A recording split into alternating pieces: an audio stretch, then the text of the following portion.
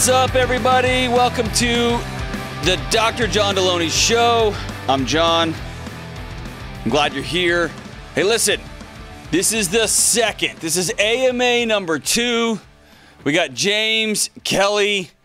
All of us are in on this one. We recently put out on the interwebs, hey, if you got any questions for the second round of the Ask Me Anything, I got a shirt with lots of shiny buttons on it. It's actually a t-shirt with buttons. I don't even think these would work. And James has his jean jacket. I think, James, you sleep in that jean jacket. Maybe I do. I like how you keep your private life private. And we got Kelly back there looking beautiful as always. And then Zach hiding out away from the camera. So everybody sent in a bunch of fun questions. We're actually going to break this up into 2 different shows, right? So we got the Ask Me Anythings, pretty much like how I live, what I read and do and stuff like that. And then we had another one. What were the other ones? So we have some that are like people asking questions about you. Then we have some that are just like general questions like, how do I deal with this? So we're going to do another show where it's like rapid fire answering those questions at some point. Rapid fire is going to be so great for me because I talk so much. Yeah. It just being like, how about you say that in one sentence? I think my brain will just pop off. Head popped off. Head popped off. All right. So let's get right into it. Kelly, how are you? I'm doing great, thank you. How are you? Oh my gosh, your on the phone voice is so different than your human voice. Are you the mom who's like, you kids shut up and I'm hello? Yep, totally. Oh, all right. So here we go. We are going through these Ask Me Anythings, and you guys feel free to pitch in at any moment. Okay, so first question. Do what? We will. I know you will. You guys do anyway. Y'all don't know this when you are listening to the show or watching it. They can talk to me in my earphones, and I can't make a face. I can. Never mind. All right, so current reads. What am I currently reading now? So here's my current reads. I brought them with me this time.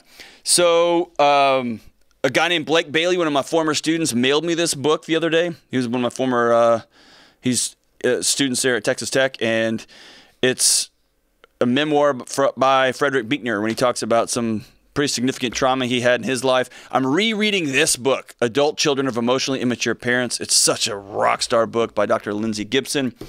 And this book is phenomenal. It's called The Biology of Desire, Why Addiction is Not a Disease. It is wonderful. There's a whole bunch of new literature, new scholarship coming out about this idea that addiction's not a disease. We got so excited to call it a disease for 2 reasons. One, we saw brain change when people like did cocaine. We saw their brain change. We got all excited. Hey, that's a disease.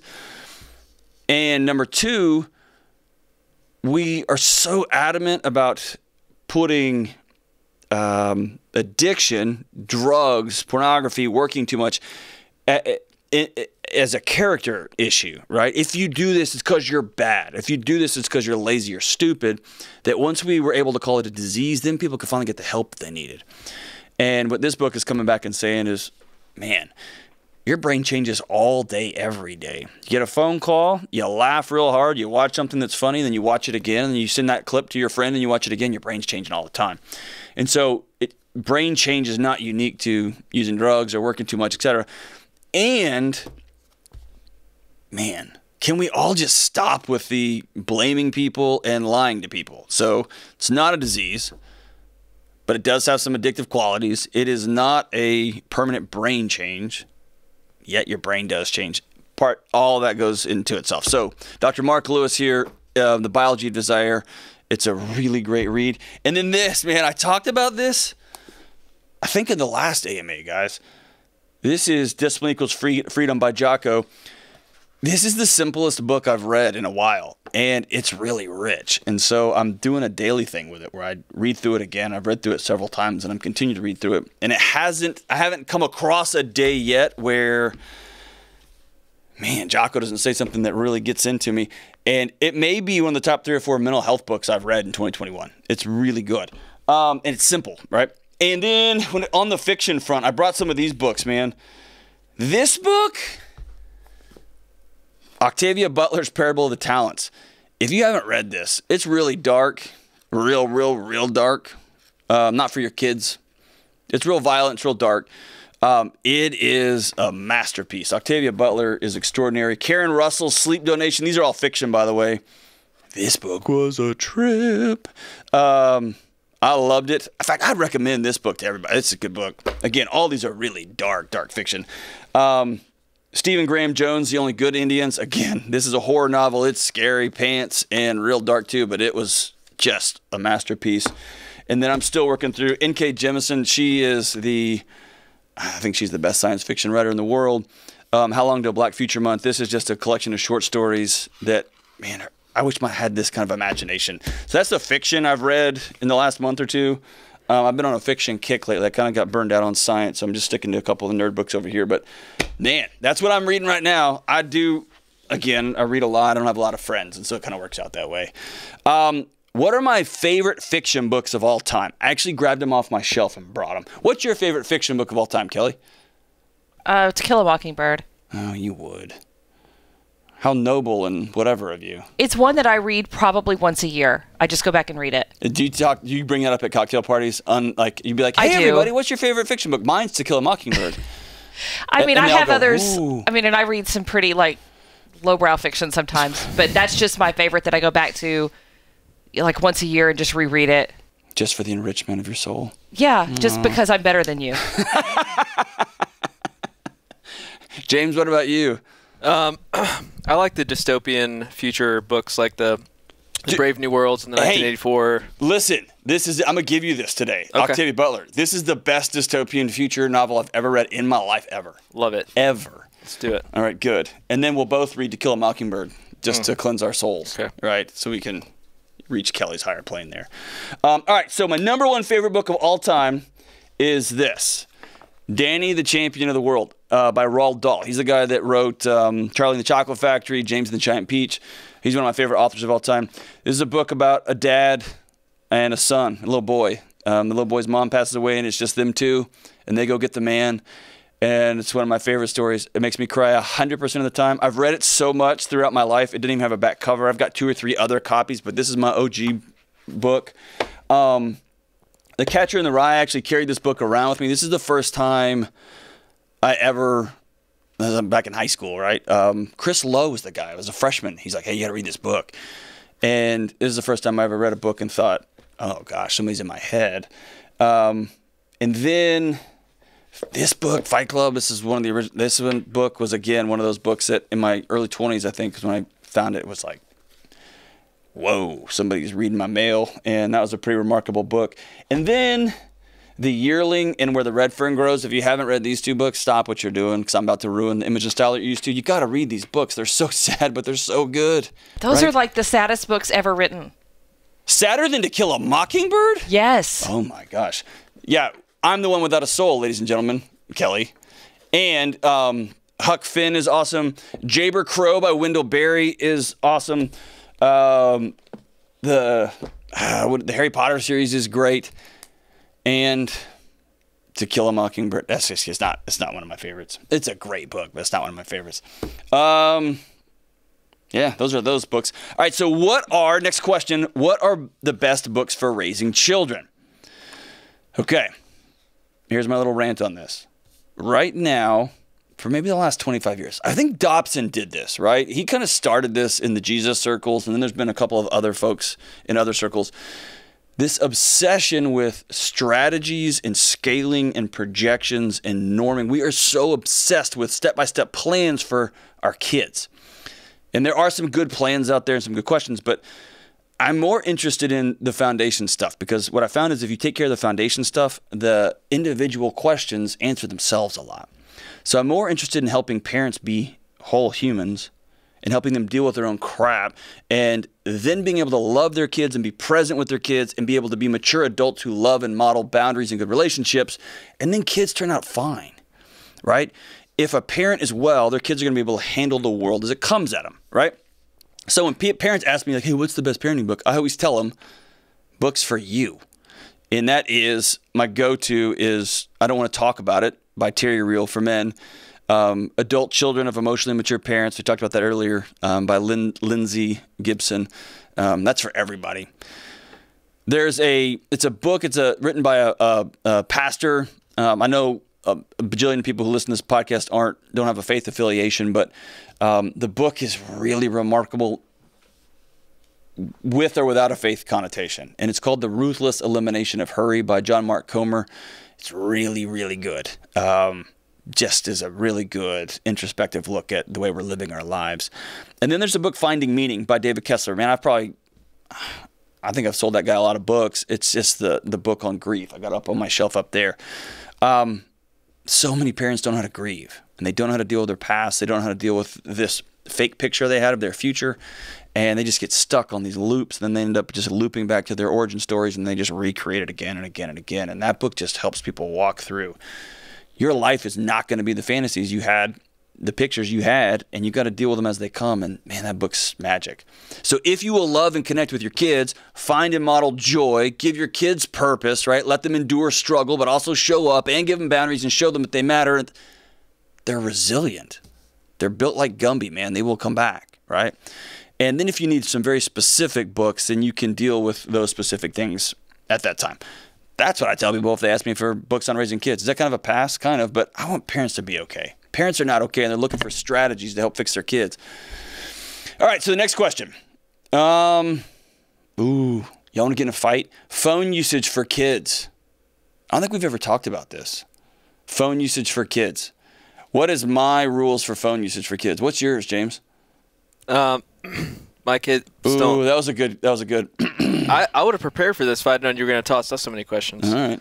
Our kids don't use phones, and they won't for as long as I can help it. Yeah. But also, I don't want to just jump in and not have any experience and healthy boundaries with it. So, actually, that's not true. They use phones they shoot home movies all the time with our old phones. So, but they're not like on social media or on the internet or anything. Yeah.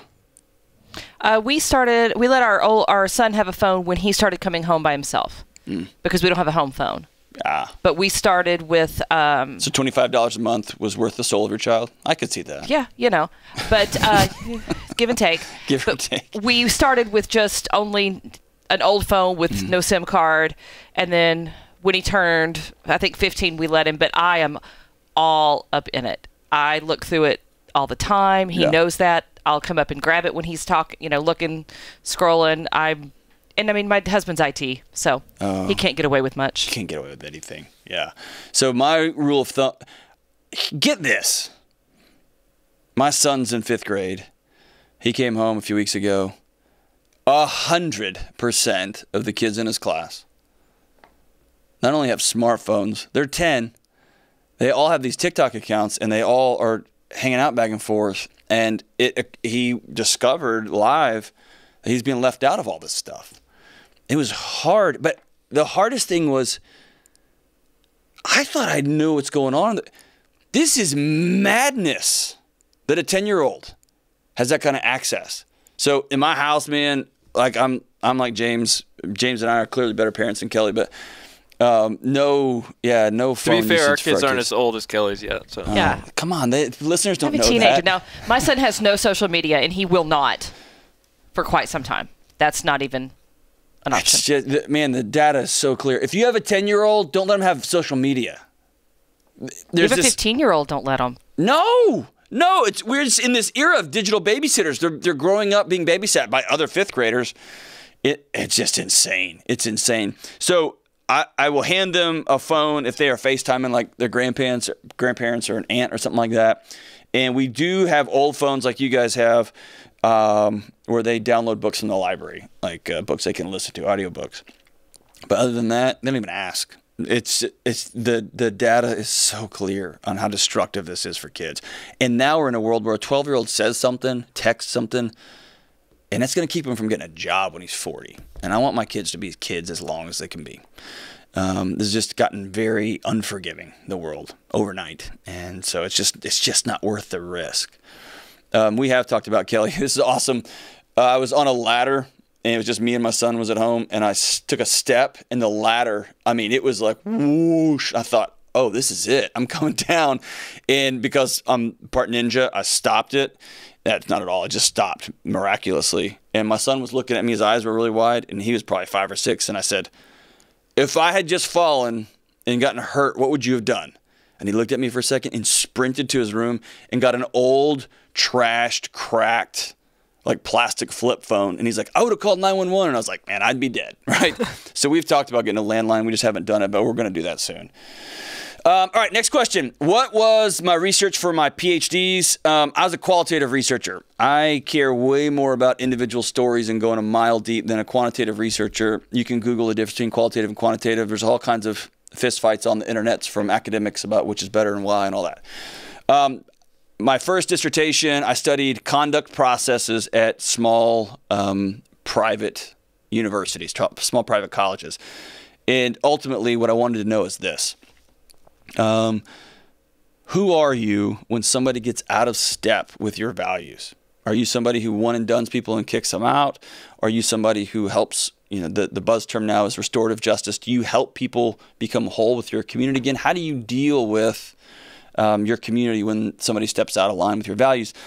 I believe ultimately at the end of the day, who you say you are is evident by how you treat people who have violated your boundaries. And that's a hard thing for us as a country we got to deal with. That's a hard thing for us as parents we got to deal with. And so that's what I was looking at with these colleges. You can say, we're a pro-student and we love students and we are all about student experience and blah, blah, blah.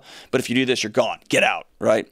And for an 18-year-old, that's not learning a lot of the time. And so I worked in student conduct for years and years and years. And one of my goals is, is there a way we can get the student back in here and learn some of these lessons here so that they can go out and be a great citizen out there? And I benefited from that. My second dissertation, I studied therapists who work with lawyers. And specifically, I wanted to know if lawyers struggle with different mental health or relationship challenges than other clients. And so I spent a lot of time with therapists who work with attorneys. And so that's what I studied there. And that was a fascinating conversation about the mental health of people whose job is to deal with other people in their worst moments. It was eye-opening couple of years I spent researching that stuff. All right, so the next question is, what are my favorite podcasts that I listen to? I don't listen to a ton. The ones I do, The Drive by Peter Attia. If you're not listening to that, get it. It's hard. It is real dense sometimes. He is just a master teacher. I wish he taught in med schools, but I'm glad he doesn't because he gets into this stuff. He's the master. The therapist shows I love. Esther Perel's Where Should We Begin? I think is a masterpiece. Esther Perel is just a master clinician. She's as good as it gets. And there's a new show out called Nurture versus Nurture with Dr. Mogul. And she's really, really good. She's a psychologist as well. And she does a deep dive. Both Esther Perel and Dr. Mogul do deep dives, 1 hour with a couple or 1 hour with the family. And it's remarkable. Those are great podcasts. Occasionally, Armchair Expert. Dak Shepard, Monica Padman, they crack me up, and they've got some great guests on there. Occasionally Jocko's podcast when I just need to snap into a Slim Jim, that's good. And I love kind of obsessively the art form of stand-up comedy. And so sometimes I'll just scroll through and look for comedians and listen to their live stuff or listen to how they write and why they write and how their heads work. I think that stand-up comedy is the last great pure art form, and I say that because there's no layer. It's in real time. Here's what's going on in the world. Here's just a microphone and reflect, go. And some folks like Bergazzi and Chappelle, some of these guys, Kevin Hart, some of these guys have are commenting in real time now, and their ability to crank out sets and new material and put it out in the world is really remarkable. So I love them. They're good. And that's kind of it for podcasts. You guys got any favorite podcasts you want to give to the world? You're all murder podcasts. Not all. I'm half murder, half like 15th century history. Oh my gosh. You have the most depressing life. Yeah, it can be. It's dark. So yeah, there's a number of true crime. Let's call it true crime. That sounds better than murder. Does it? It does. Yeah. So true crime, and then usually British European or British 15th century-ish. Sorry. It's not just British history. It's like, yeah, very specific centuries of British history. It is. There's a certain time period. Is that from like Outlander?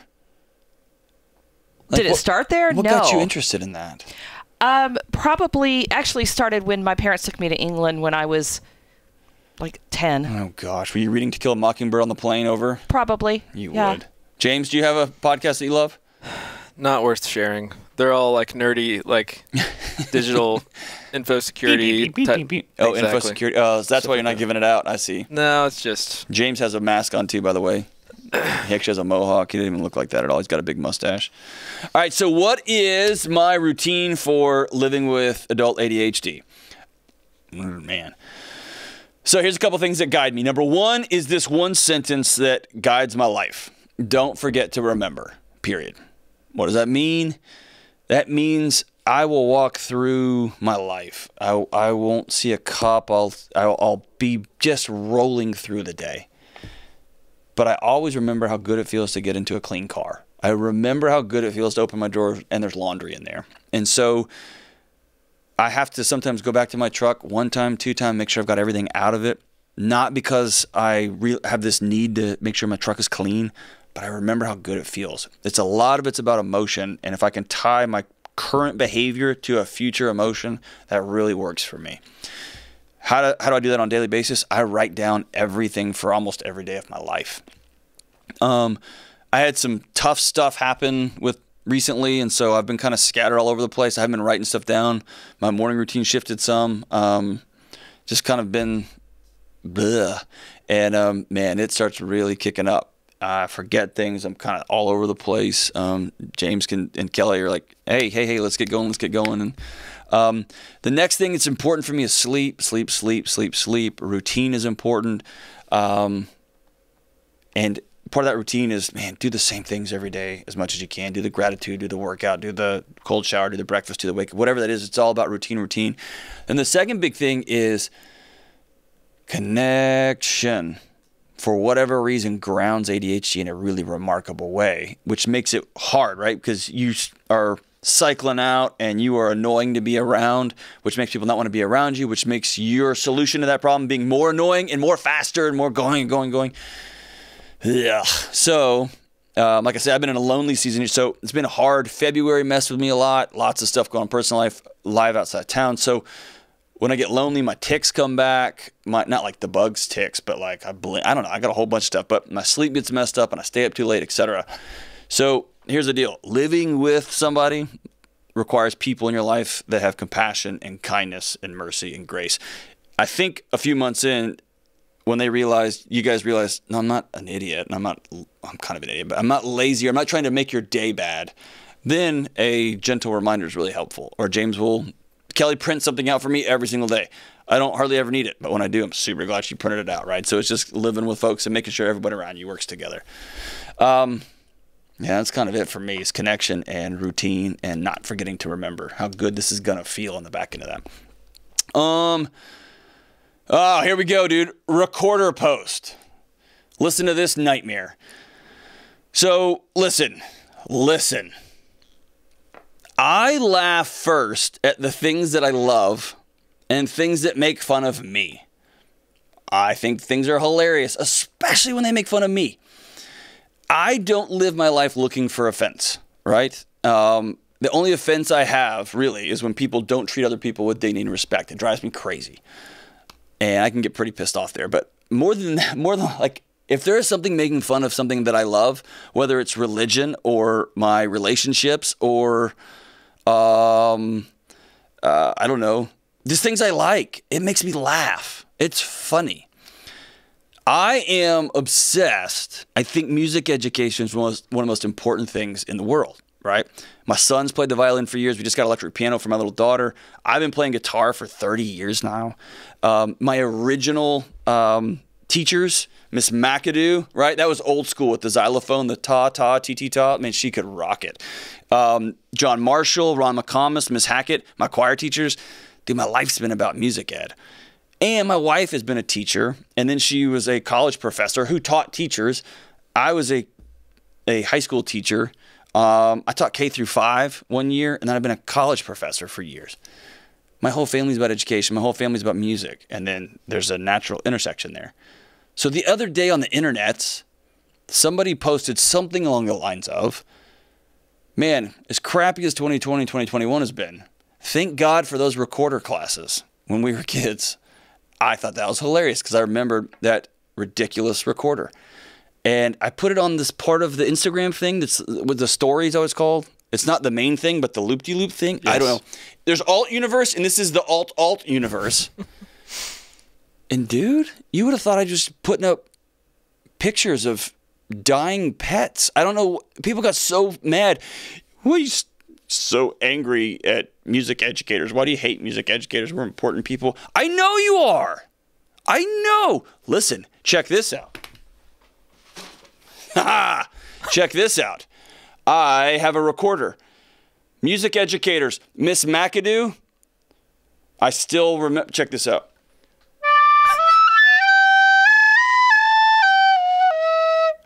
How's that for baller? Hey, check this out. I can trill it up. Yeah. Look at that, Jethro Tull. How do you like them apples? I love music ed. I still love this aqua blue recorder. This is actually ridiculous. Nobody should have this. But it's so good. Listen, for the sake of your soul, please stop looking through people's Instagram posts for reasons to get pissed off. If you look through somebody's thing and it offends you, just move on. Or laugh. If you're a music educator, God bless you. I don't know how you've taught recorder through Zoom. Oh my gosh, I'm so good at this. I'm amazing. Kelly is literally, she's got tears in her eyes. I can't tell if that is that joy? No, it's no. Is your heart beating really fast? Well, but I've also gone through 2 kids that have brought those home.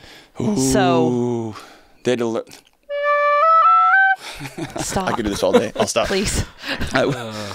Oh man, she's getting, you can feel it. I can feel I thought it was a different kind of heat. It's anger heat. It is. I misread that. My bad. Listen, music educators, you're good people. You're good. If you see a joke about recorders, just laugh. Just laugh. Your soul's going to be lighter, right? It's going to be lighter.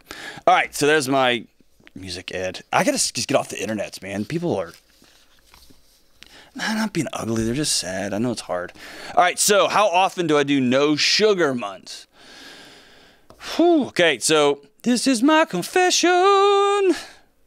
I kicked one off for the last AMA. We're doing the no sugar, whatever, New Year. Failed. I failed, man. I crashed and burned. Then I felt guilty and didn't want to tell my 17 listeners that I had failed them because I was getting Instagram updates from folks like, hey, man, we're grinding it out and I'm starving and I hate my family, but I'm doing it. We're in this together. And like a coward, I just didn't say anything. I didn't lie. I lied by omission. I didn't say anything. And man, I felt so guilty. So listen, I contacted my buddy John, who's an active Navy SEAL. He's like in the SEALs. And I said, I'm going to text you every day for 30 days. A counter app that I have. I just took a screenshot and I sent it to him. And if I don't, I had a pretty awful consequence. And I made it. So I got through February with none. And February sucked. It was hard. So here's the thing on a regular basis. I don't have a lot of sugar. I almost have no grains. We'll talk about this later, except for my wife's sourdough bread. And if she makes homemade sourdough bread, she has a pet sourdough starter. I can crush it. And then the other night we had people sleep over, like they tented out in our field at our house. And they roasted marshmallows. I had a couple of jumbo marshmallows. I just don't have a lot of sugar unless I do. And if I do, whoa. I can get pretty wild about it. So I try just on a regular basis just to not have very much. But then I do. And then that leads to the next. But then when I do, oh boy, we get after it. Detail about the foods I eat. Last night I had, what did I have for dinner last night, Jane? I'm by myself right now. My family's out of town. I had 2 avocados, 3 eggs, and some grass-fed beef liver. We bought a bunch of cow organs from a grass-fed butcher in Missouri. And then I cooked it all in like Kerrygold butter. That's what I had. I have a lot of high fat. I hardly ever eat grains. Lots of high fat, good healthy fats, and good protein. Breakfast yesterday. What did I have for breakfast today? I had coffee with some of the collagen powder from Dr. Josh Axe. I like his stuff. Coffee with like a sheep liver or with a pony. A pony's pancreas or Pony something. pancreas, yeah. What is that? That sounds There's a nice gross. ring to it. Well, Hey, if you want, Google eating organ meats. Google it. And then there's also some people on the internet that are insane, right? Like, dude, all you need to do is just smear. Can we just not be insane? That's all there is to it. So here's the thing. It's old Vinnie Tortorich, right? No sugar, no grain. I had, 2 avocados for lunch today. I didn't eat any breakfast except for this little collagen powder. My rule of thumb is NSNG. No sugar, no grains most of the time. As much vegetables as you can put in your body. Occasionally I'll have a, apple or part of a banana I steal from my daughter. I eat berries and cream a lot, especially in the evening time. You can buy those bags of frozen berries, and I'll have cream with those.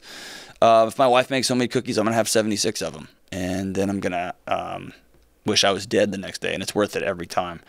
The other night, I had a buddy, like we've talked about, I had a buddy that passed away, and somebody ordered a bunch of pizza, and I put myself into a near diabetic coma. It was awesome. Like a good member of a faith community, I ate my sorrows that day. That's just how it works for me. My wife actually eats different than me, and it works for her. So we've worked with our particular doctors to do what works for us. That's how I do it. That's the question. I don't know. How do you eat, James? You eat kind of similar to me, huh? Ideally, I do, but it just depends on how much I stick to it. But yeah, try to eat, sort of keto. Yeah, that's a good way to say it. Sort of keto-ish. Yeah, I try to fast a lot if I can, but yeah, I haven't been good lately. Yeah. So I don't want to talk about it. Oh, you should get that book. Well played. There you go. Kelly? my idea of a fast is between breakfast and lunch. If I don't eat there, I'm fasting. Well, and the big thing is if, right? Yeah. My problem that I have is I like to bake. Oh, man, my son is a baker, dude. Which is how I knew that you fell off the wagon in January, because Yeah. I didn't know you had gone back to sugar. And I baked cookies one day, and you came in and grabbed like a handful, and I was like, well, I guess that's over. I was literally smearing them on my yeah, face. you rolled it on. Somebody called HR on me. Yeah. Like, they're like, hey, he's grossing us out with the cookies. Yeah, I could. We try to eat a lot of real food. That's our thing at home. We just try to eat real foods. Yeah. And then, stuff that doesn't come out of a box or a bag or something. We have one night a week where we try to support a local restaurant. Yeah. We take out. Do y'all all take your copy of To Kill a Mockingbird there? We do. The entire family. I read to them at dinner. Wow. It's great. Yeah, I want to change my answer. We get pizza once a week too, and it's to support a local restaurant. Well played. We get super intoxicated and we support the local Uber economy. Just kidding, we don't, but I don't know what y'all do. Good gosh. Hey, so here's the thing. If you want to figure out what diet works for you, I always recommend to everybody, go get the Whole30 book and just start there. It's an elimination diet. It's very clean and it's easy. Just do it for 30 days and your life will suck. It is hard. And you got to do it with somebody and y'all got to hold each other accountable. Ask James. I almost killed him once on Whole30. But then you find out, right? Yeah. Because then you start. He came in with a Chick-fil-A biscuit. Did you stab him for it? Well, we were in a meeting and she was like, you need to leave now, James. Because I was just, it was like day 8. Oh, dude. Yeah, and he walked in just eating a Chick-fil-A biscuit. You need to plan that around your time off, Kelly. He's still here. Yeah, As but you can see. he's one less limb, but he's still here. I was going to say, he had both legs back then. So about day 8 to 13, when you have cut grains and sugar out, everything in your life is awful. And you will recognize, oh, maybe I'm an addict. And that's what happened with me. Anyway, do Whole30, cut that stuff out, and then you slowly add it back in. Most of us have never gone 30 days without bread or 30 days without rice or 30 days without milk or something like that. And when you add it back in, man, your body will be like, nope, we're out, right? Exit strategy. And we'll talk about that here in a little bit. What supplements do I take? Man, I hate to say this because people will go out and just buy all these. Here's what I take. So I'm kind of annoying about where I get my stuff from and what I take. I get 99% of the supplements I take is from a company called Thorne. I just trust them. I've met with their people. They're really good. They're trustworthy, and their stuff's real pure It's not stuff you get like at Walgreens or whatnot. I do take creatine on a regular basis. It's got so much. It's one of the most researched supplements in the world. I do take full spectrum hemp oil several times a week. Occasional melatonin, Thorne's multivitamin. I've taken that for years. I cycle on and off that. Throughout this year, as the research emerged with COVID stuff, I did take a lot of vitamin D, vitamin DK.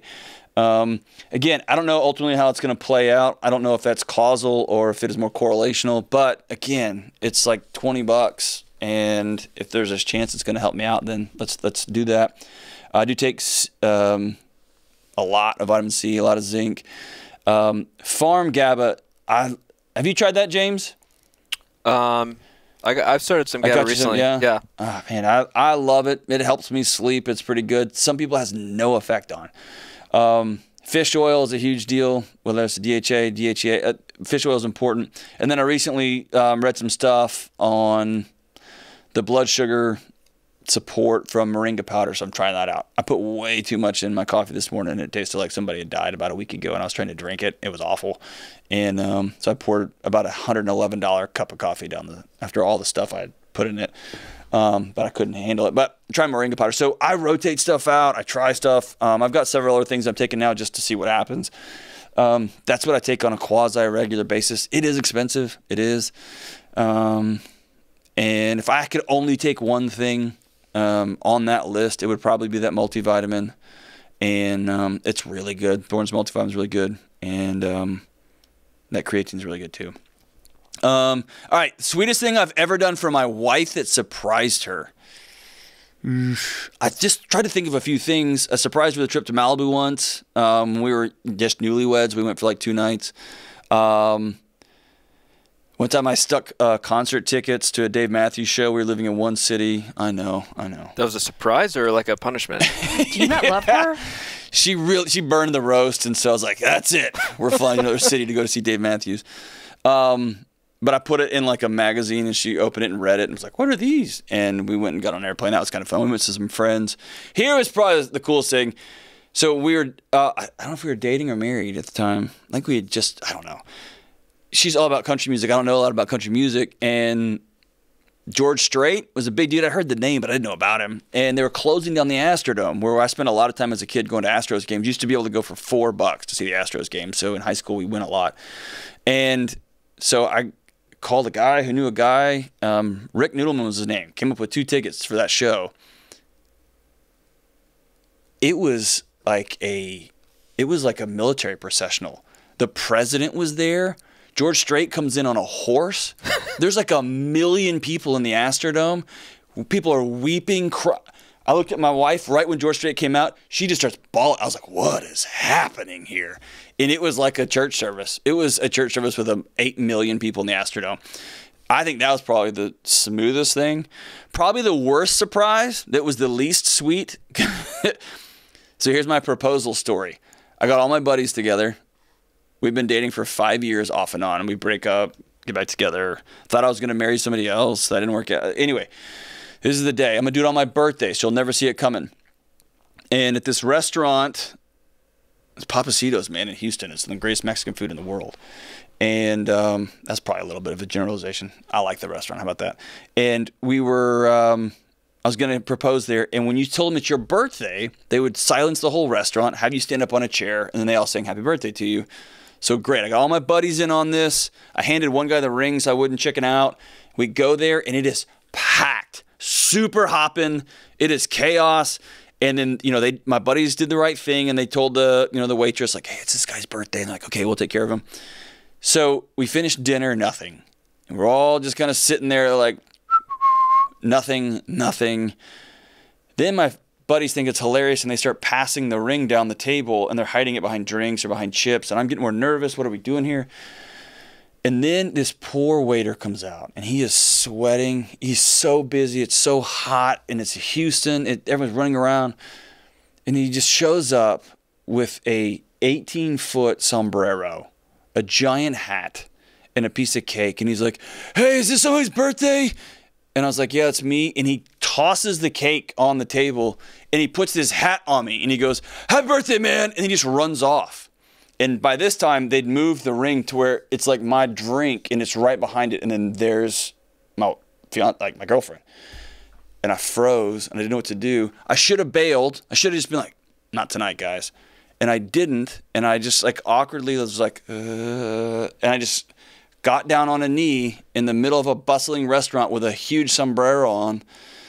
And I was like, hey, to which my wife was like, are you serious?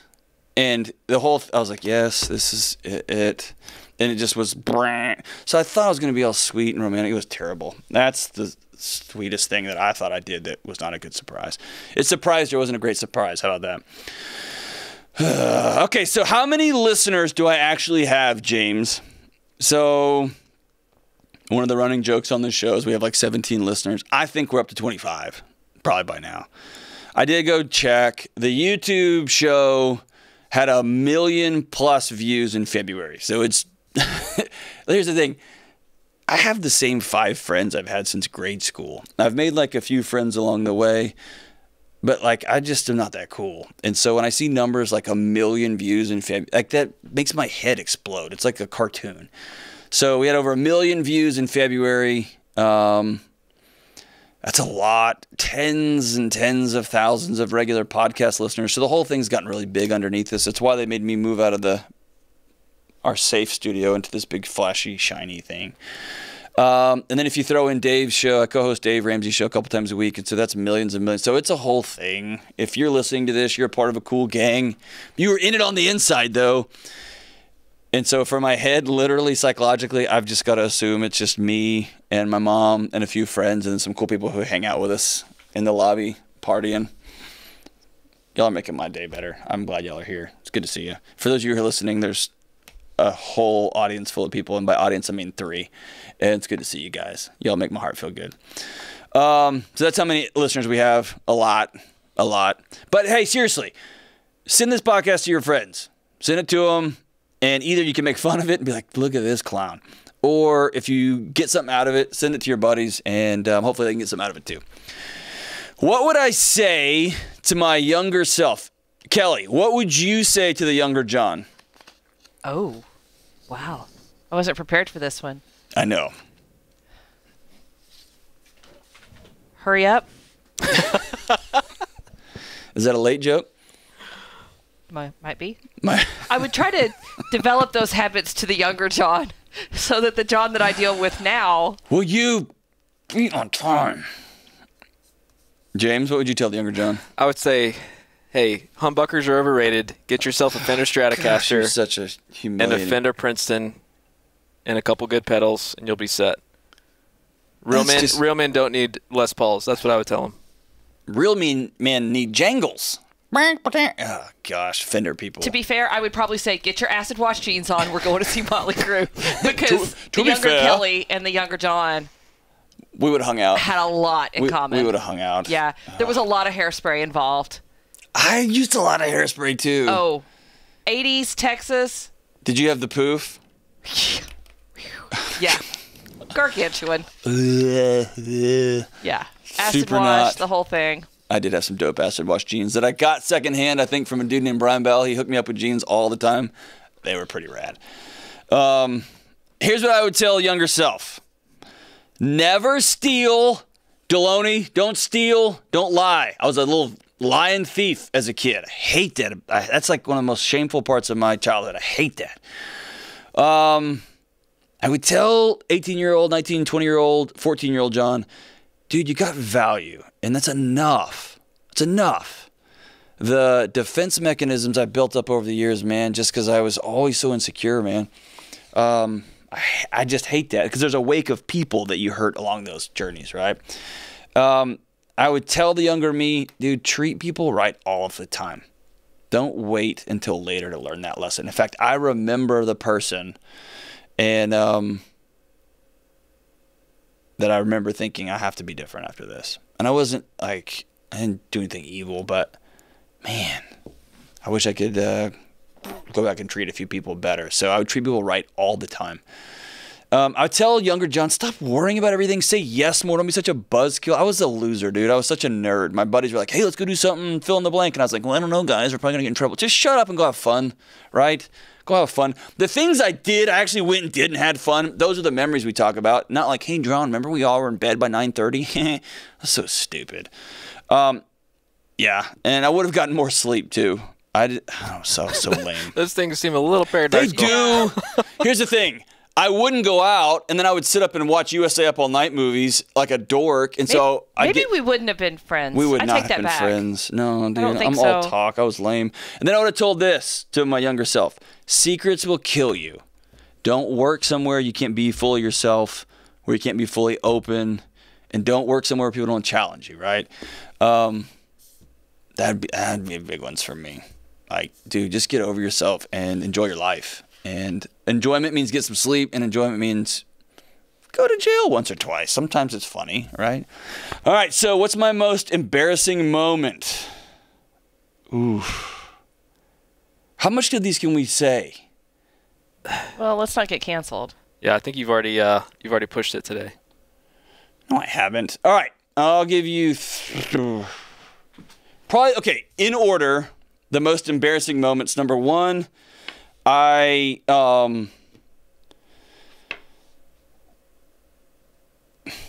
still think David did it, but I dropped the baton in first place in the mile relay my senior year, and we lost the meet by 1 point, and it was the first meet that team had lost in 10 years. I was going to be the 10-year win. There was Olympians on that team. It was kind of a nationally ranked track team.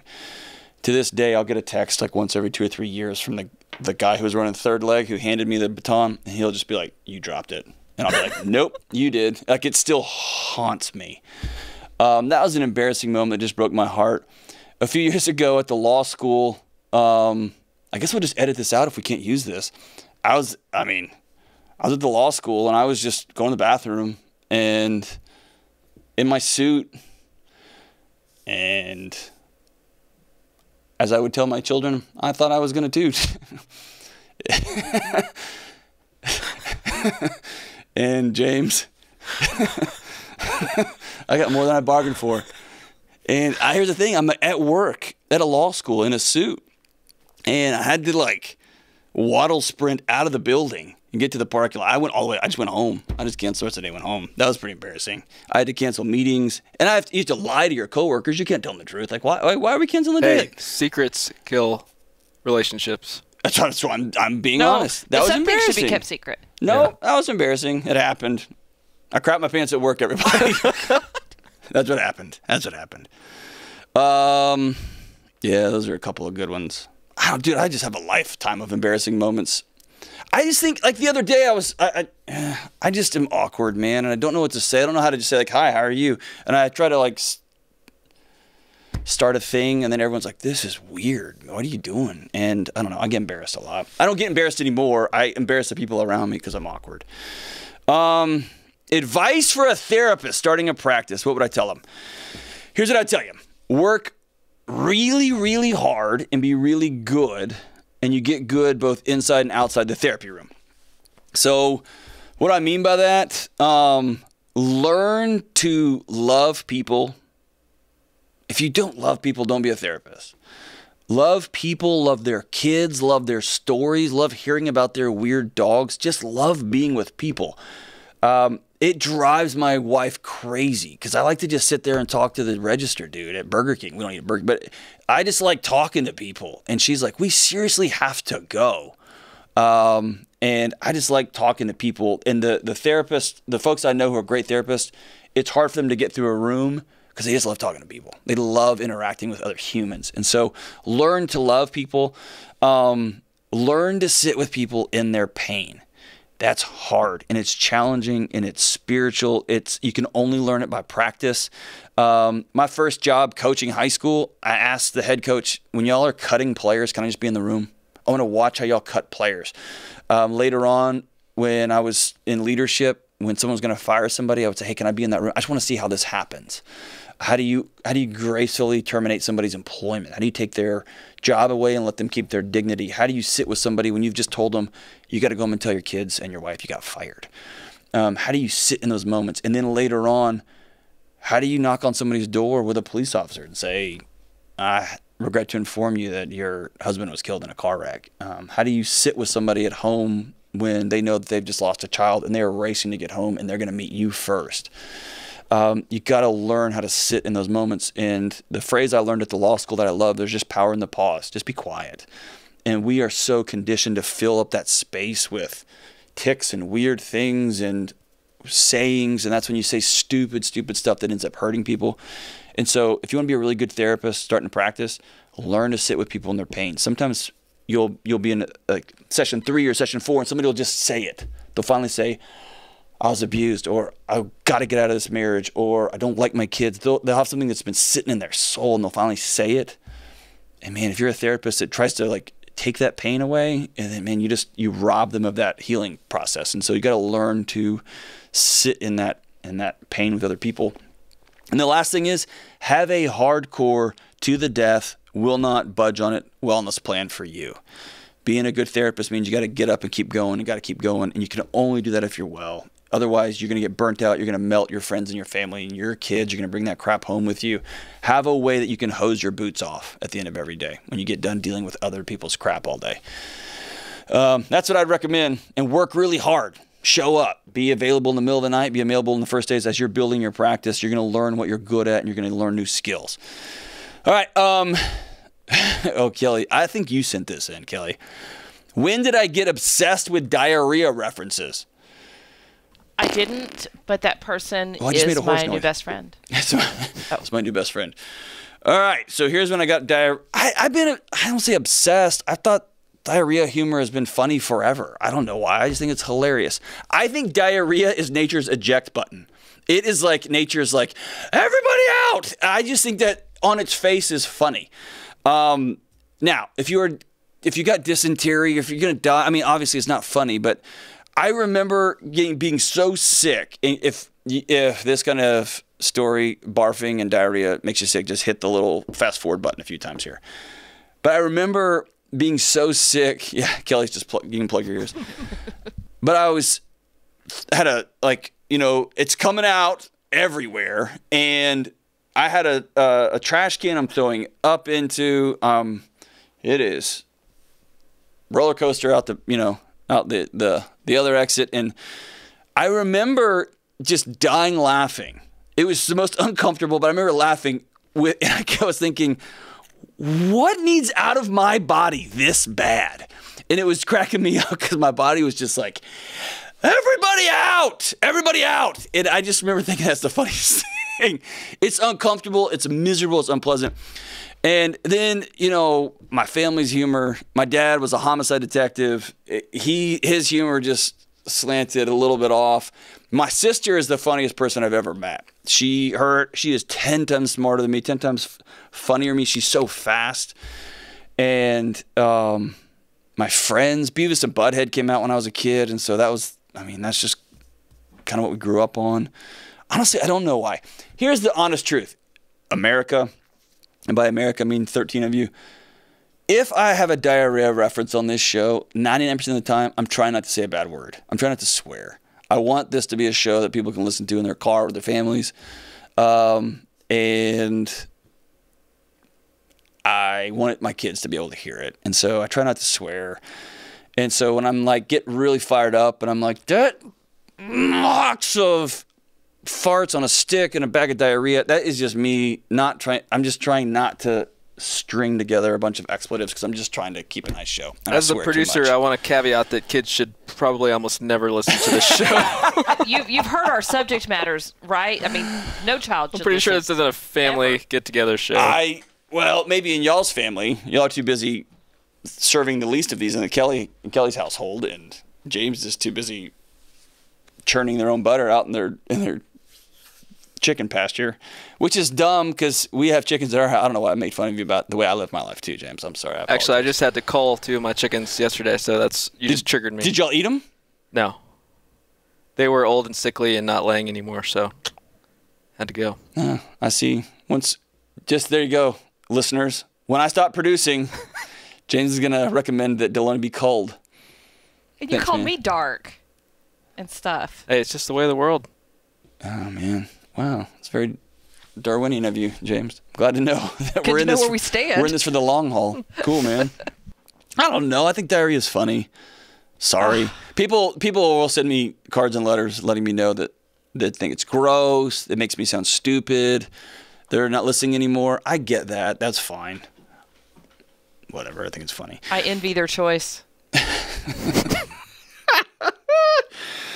We've dialed it way back, right?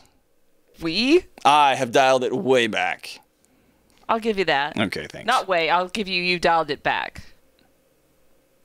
It's so hard. There's so many funny jokes I don't use. All right.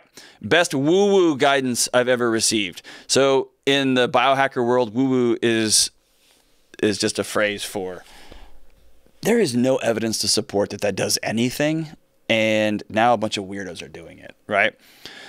So I like trying every woo-woo thing that comes along the way. I think it's super fun. And now we're getting some good data because they've got these fMRI machines. They've got all kinds of wearables now that you can actually track blood sugar and heart rate and sleep cycle. You got all this wearable stuff that, man, we're getting down the road on proving some of these woo-woo things.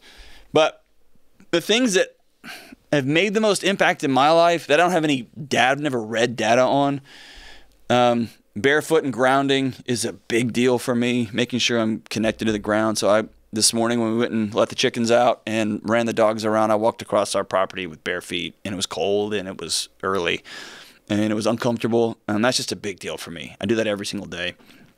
I have read some data on cold plunges, cold showers. I think that's good, but it's not probably the firmest science. I think Wim Hof has some science on it. I haven't read all of it, but cold showers is a big deal for me, both neurologically, psychologically, emotionally, and just physiologically. It's good.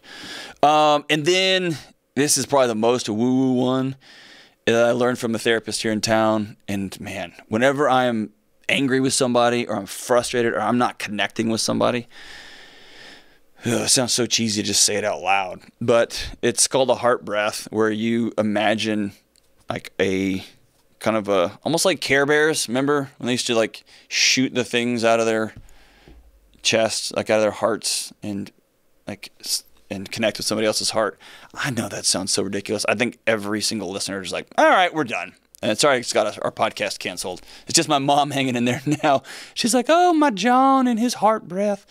But there's something when I get disconnected with folks, if I can just imagine I'm tethered to them, it helps me plug in and look them in the eye and make sure I am connecting. A lot of times when I'm not hearing somebody right, or someone's annoying me, they're driving me crazy, it's on me. It's because I'm not paying attention, and that helps me plug in with somebody. There is no data that says our hearts are connected. Sounds like a Bon Jovi song, but there you go. All right, the last one here is, what are some favorite local Nashville places? Dude, the Ryman Auditorium, man. It's one of my favorite places in this community. I've seen some rad shows over there since we lived here, back when you could go to shows. That was cool. Frothy Monkey is this dope little coffee shop. That's where I wrote most of my dissertation. I love it.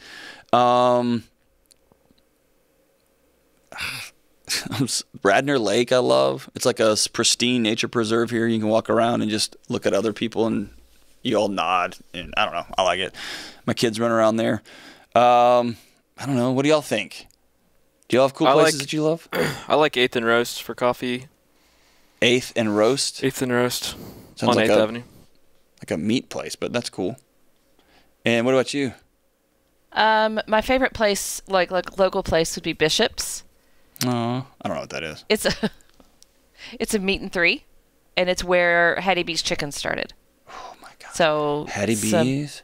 I had some last week, some good Nashville hot chicken. If you come to Nashville and want a little bit of the aforementioned diarrhea, Hattie B's for sure. I don't never get diarrhea there. I love that place. It's so good. So good. Good call on that one. I love Hattie B's. I love it all. Man, there's so many local joints in Nashville. It's got the best food. $17.99. There's a lot of cool little Cork and Cow. All those places are just rad, man. The Red Pony, did it burn down? Yeah, it did. Oh my gosh. I don't know if they're going to be able to rebuild or what, but it burned. Well, that's one of my favorite places. Hey, that's the end of those questions. So thank you so much. Send all your mean cards and letters. And I'm trying to cut back on the diarrhea jokes. James, stay in school, don't do drugs. Zach Bennett. Hey, you don't get enough credit. You can't put a camera on you, can you? Come over here, Zach. Just wave. Look, he's wearing his green hat. It's St. Patrick's Day today. James said I have to say hello into the microphone so everyone can hear me. That is the most I've heard him talk since I've met him a year ago. He's got an amazing radio voice. He does, man. It's awesome. One of these days, we're going to have him fill in for you when you're gone. That would be, the ratings will spike, man. Be like, oh, who's this? This is awesome. But that's it. That's the life. We're going to come back in a few weeks with a, what do we call it? Rapid fire. Rapid fire. Your version of. Yeah, relatively rapid. Yeah. I was going to take about 15 minutes to explain what rapid fire was, which, again, tells you the whole problem. But, all right, that's it. Hey, today's lyrics. Let's end with a good one. Man, we went back old school to 1990.